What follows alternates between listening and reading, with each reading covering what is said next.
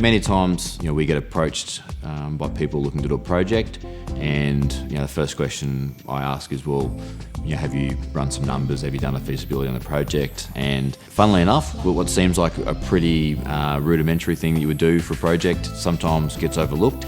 Don't be afraid to say, actually, I don't have one and I really don't know how to put one together.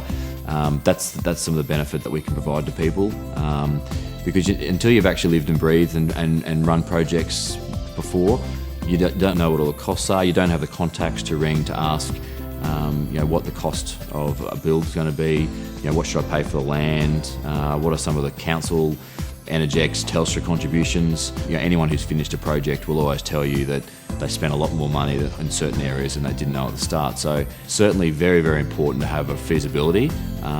It must be robust. It's better to load a project with some costs that you think you might need, or even some extra contingencies. From our experience, once you've bought a land, or you've gone and got an approval, or you've set your yield for a site, you can't really pull back those mistakes later on. And unfortunately, things obviously, if they look okay at the start, they generally look okay at the end, or can look better, but they can also look a lot worse. So very, very important as a developer in doing any project, you must know your numbers.